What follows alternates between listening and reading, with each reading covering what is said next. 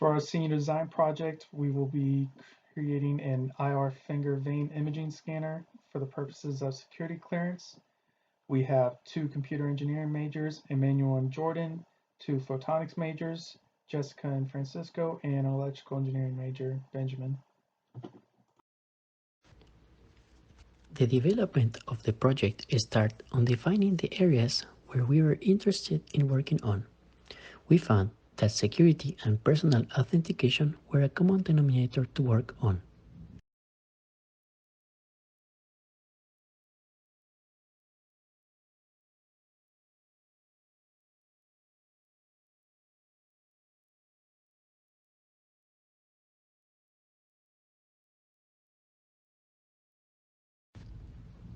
Therefore, we start to look at existing products in the market. The most common identification devices are keypads, scanners, and card readers. However, we found that keypads and scanners require the user to have direct contact with the device. Even though card readers don't need contact, the ID can be easily stolen or lost, which compromises the identification process. We found on those deficiencies the opportunity to develop something better. Our objective was to design a device that is contactless and secure.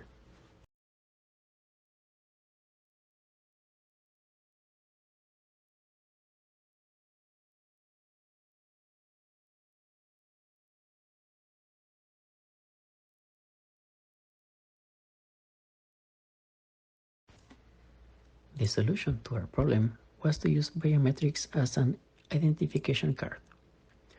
We consider the three main biometrics: fingerprints, iris scanners, and vein patterns. Even though all of them have shown a high level of security, fingerprints require to have contact, while iris recognition can generate discomfort in the user for the proximity and the movement required. However, not everything was perfect with vein patterns, since this technology don't have as much research as fingerprint scanners do.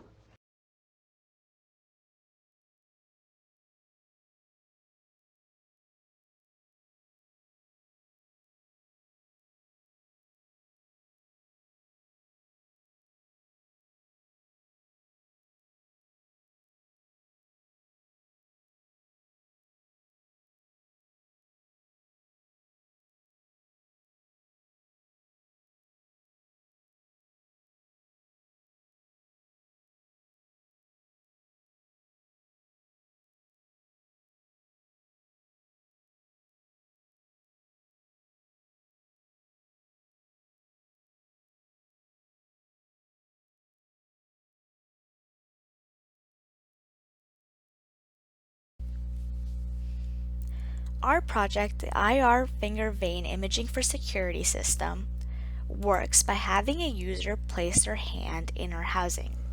While the user places their hand in the housing, the bottom portion is the imaging acquisition portion of the project. We will then start taking images. You can see the camera and the lighting system and the mirrors. So the images taken in this part are ran through the nano and then used through the machine learning part of the process, where then a projector gives you the feedback of whether it is scanning, has taken the picture, or the user has failed or successfully been identified by the system. During this time, the user also has the ability to give hand commands, and the projector will give you live feedback on the commands as well. In order to reach our project overview vision, a few project objectives were set up from the beginning. On the photonic engineering side, they're using infrared speckle pattern imaging to increase the contrast in an image, camera and lenses for magnification of images, a projector for displaying the images, and a hardware assembly for both imaging and projection sides of the photonic engineering. On the computer engineering side, they're working on image processing for enhancement, image pattern identification, HMI for new user inputs, user direction messages, and vein layout processed imaging. Finally, on the electrical side, They're working on power supply, PCB designs, and wiring diagrams.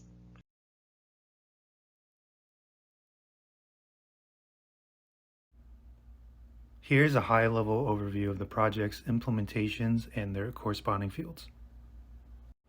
Hello, my name is Jordan Pena, and Emmanuel Cortez and I will be discussing the software on the NVIDIA Jetson Nano and the machine learning.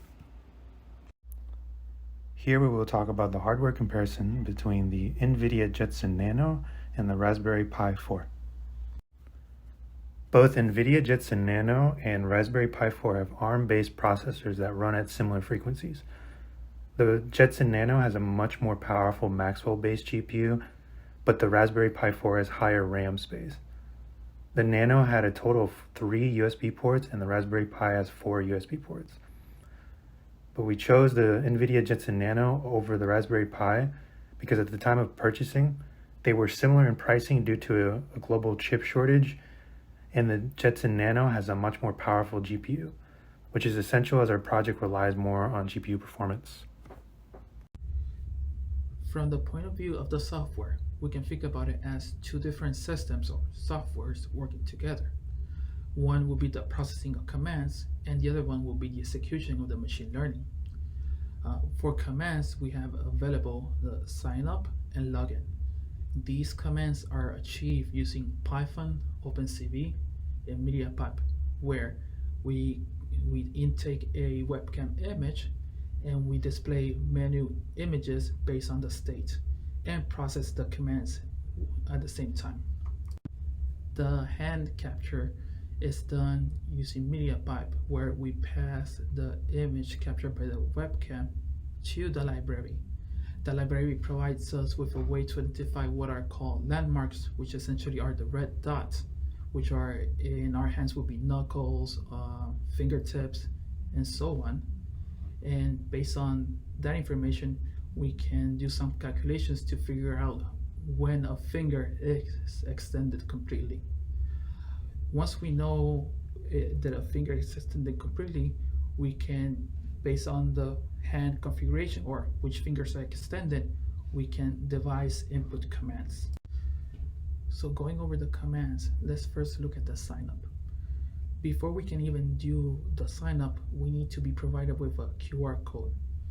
The QR code is used as a security method, so not everybody can sign up. Once the QR code has been scanned by the webcam, the user can place their hand, just as we see in the image, and begin set up timers. The timers provide the user with a moment for them to align their hands based on block images that they see. Once the timers have concluded, we will begin the capturing of images using the sensor, which those images are at the end stored locally, so that we can validate the user whenever they want to log in the future. Continuing with the command of logging in, the way it works is by extending only the index and middle finger. Once the camera, the webcam, sees that configuration, it will begin a set of timers which will prompt images for the user to align a set of blocks. Once the timer has concluded, we will begin the start of image capturing. Those images that are captured are sent to the machine learning, and based on the machine learning results, we display a success or failure message, and once it's done, we delete the recently captured images of the user trying to log in. The authentication portion of the project is done by using a one-shot Siamese neural network. This neural network takes in 2 images for the input and will return a similarity score, instead of classifying the image directly, like in more traditional image recognition software. This is implemented by using TensorFlow and Keras, and the pre-image processing is done by Pillow and OpenCV. The machine learning dataset we are going to use for training purposes is the FMUSM dataset from Dr. Razdi from the University of Sains, Malaysia, with written consent. There were 2 sessions conducted, both having the same individuals. Each session contains 123 classes and 6 images for both index and middle fingers on both hands, resulting in a total of 2,952 images.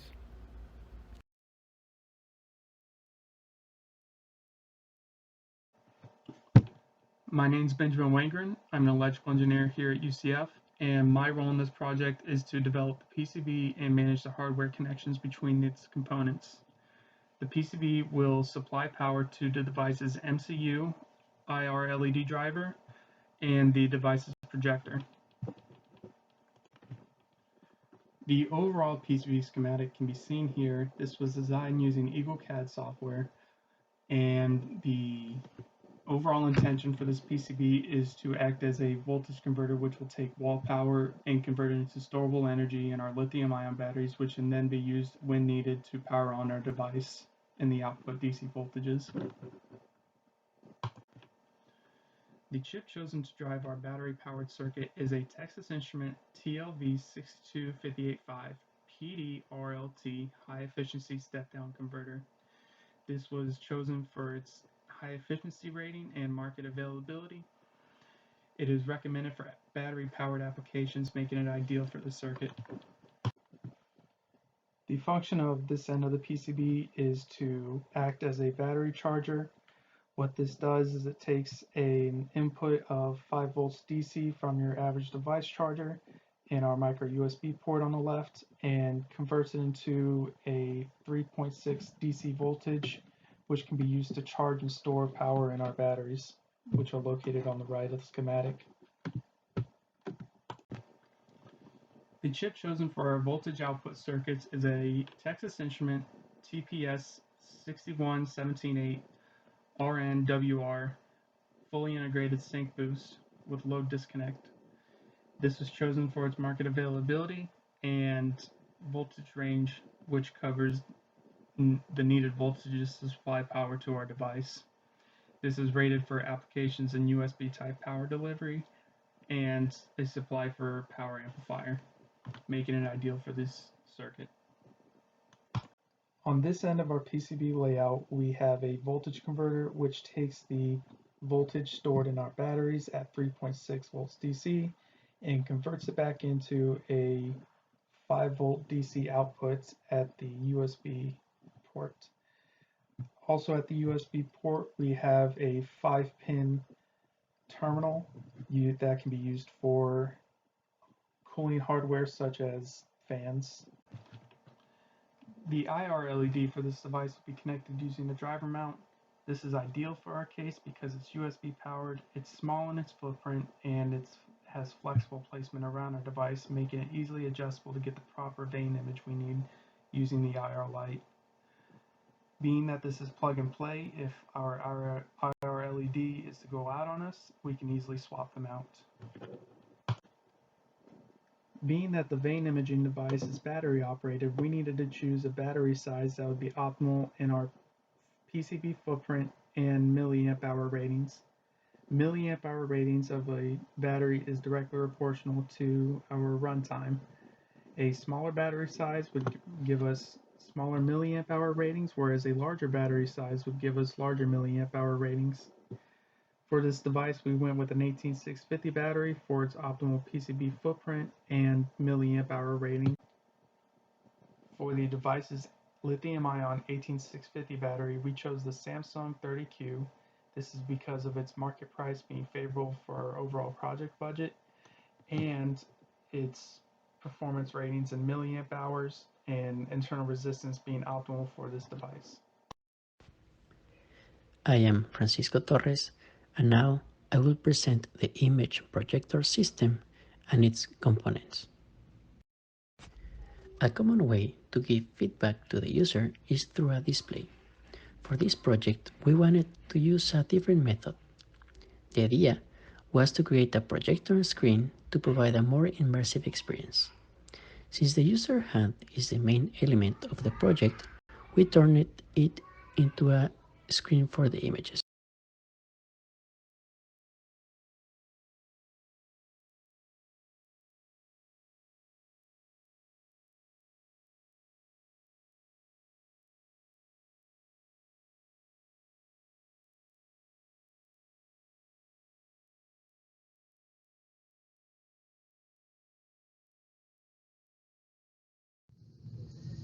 The two most common projector systems are DLP and LCD.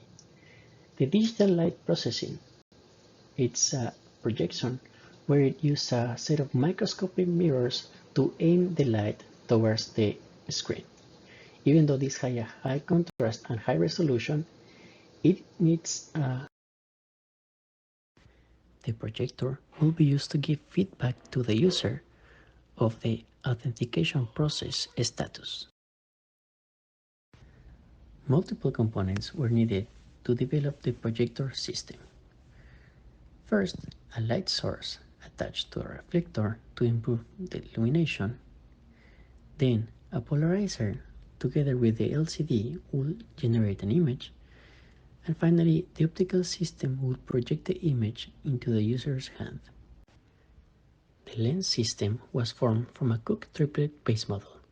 Formed by 3 lenses, the optical design focuses the image at 54.3 centimeters from the source.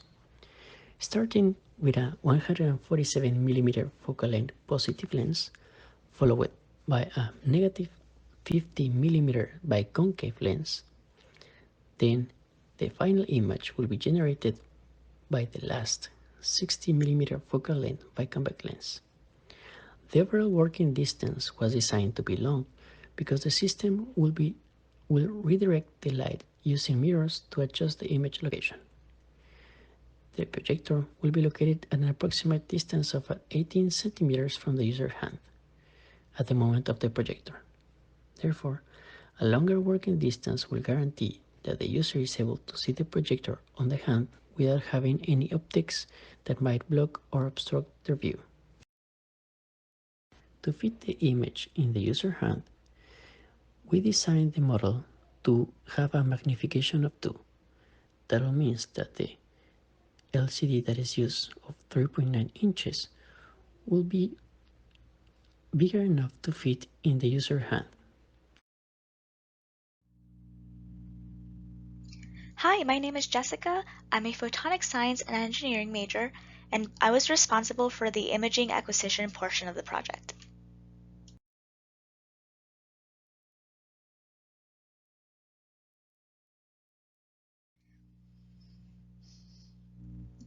The camera is one of the key hardware features of the entire project, and it is also the key hardware component of the imaging side of the project as well.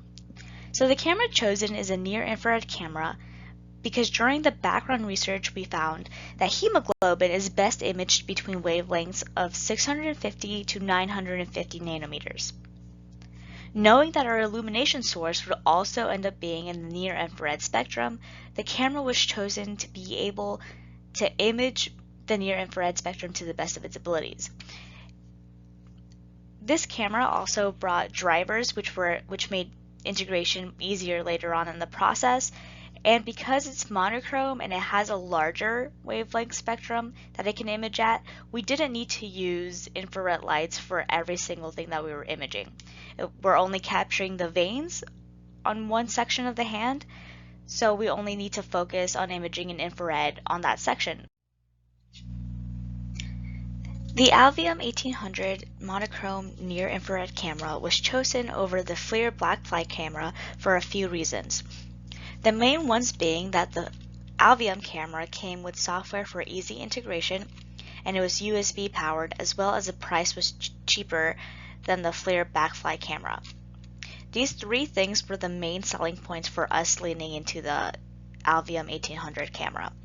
Aside from that, it also has a higher resolution and a higher frame rate than the FLIR camera, which made it better while we were testing our product. For the imaging acquisition portion of the project, the lighting system had to be consistent and it had to be able to image veins. For the lighting system, we used a diode driver. We used a 780 nanometer LED from Thorlabs, which was 22 milliwatts. And then we used a collimating lens for the consistency of having the same spotlight in every single picture, and then a diffuser to get rid of the Gaussian intensity peak in each picture.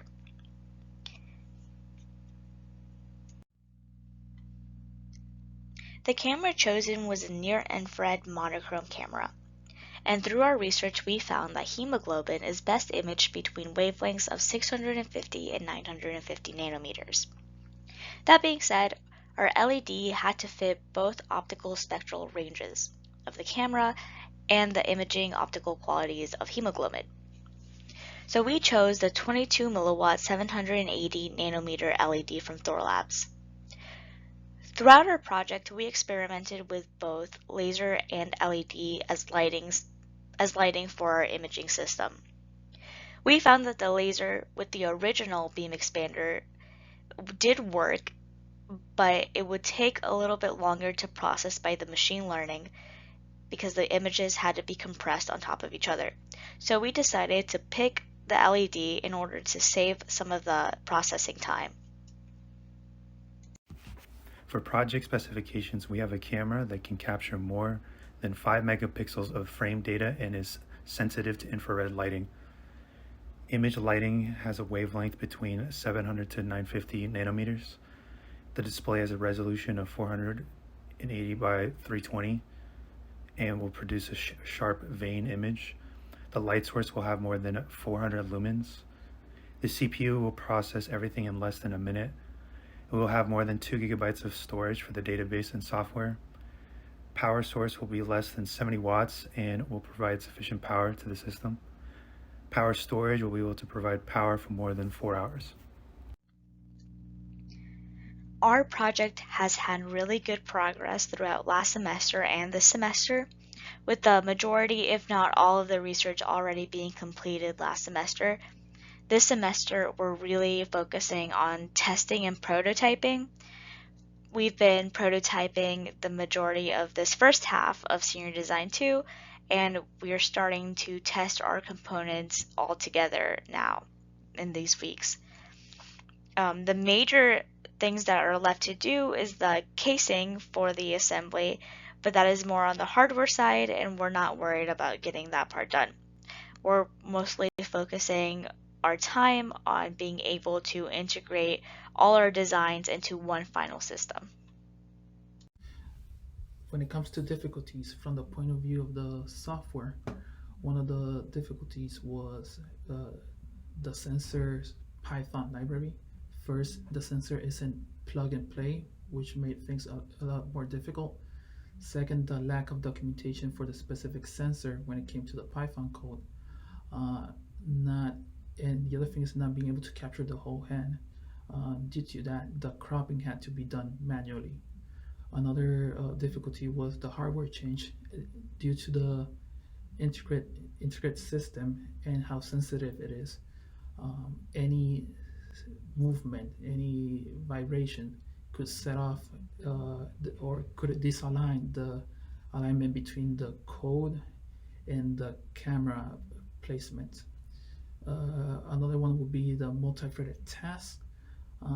Keeping control of different simultaneous executions at the same time made it a little bit complicated. And finally, I would say is RAM. RAM did slow down the process somewhat. One of the challenges we faced when we were training the neural network was the image preprocessing. If we used just the raw images, our neural network after training had an accuracy of around 12%. Our first attempt with image processing bumped up the score to around 47%. Also around this time, we were training on our personal computers, and due to how computationally heavy it was, it took around 24 hours to complete. Eventually, we settled with using, in order, candy edge detection, dilation, and then adaptive thresholding, which resulted in around 87% accuracy.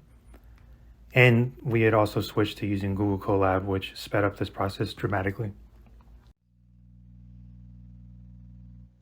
Some of the difficulties faced for the imaging portion of the project were the mirrors. So in the bottom left portion of this picture, we can see our mirror mounts and camera setup, and this is our final setup. Everything is set in place. But at the beginning, while we were calibrating it, any big bump into our housing would uncalibrate our mirrors, and then our image would be off or cut by our uncalibrated mirrors. So we were able to screw them in, at the end and have them being a lot more resilient, but at the beginning that was something we faced problems with. Another thing that came up that we didn't know until the end was that the camera's image would end up being oversaturated or underexposed when ran through the nano. So what we were seeing on the camera software was not the same as the picture after the nano would be taking it. So we had to readjust a lot of the iris and lighting settings.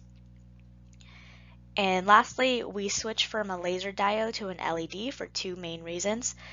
One was safety. If anybody was trying to realign the mirrors themselves or do anything on this bottom imaging portion themselves, we didn't want them to run a risk of hazard with a LED being shown into their eyes.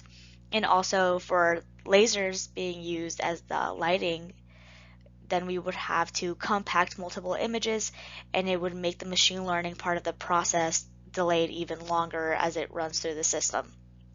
Some of the imaging successes, however, were that we were able to accommodate both the working distance and the field of view needed with this design for layout. Our images were able to be processed successfully for our machine learning application of whether they are verified or unverified users in the system. And the last one was that we were able to do a permanent layout for the imaging system within a confined space. So we were able to take our field of view and our optical path needed requirements and put it into a space that we were aiming for. For the protocols, we are making use of multiple standards. We use ROS since our microcontrollers may contain LED, I2C to be able to communicate between the nano and the PCB, H.266 or H.265 for video decoding and encoding, HDMI 1.3/1.4 to project the image, IEC 61960-3 2017 to handle properly lithium-ion batteries, and USB 3.0 Type-C for power delivery.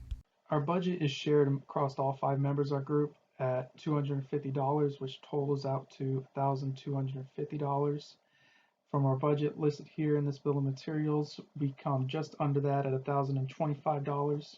We put the majority of our cost into our image acquisition and image processing with our Jetson Nano board and our camera.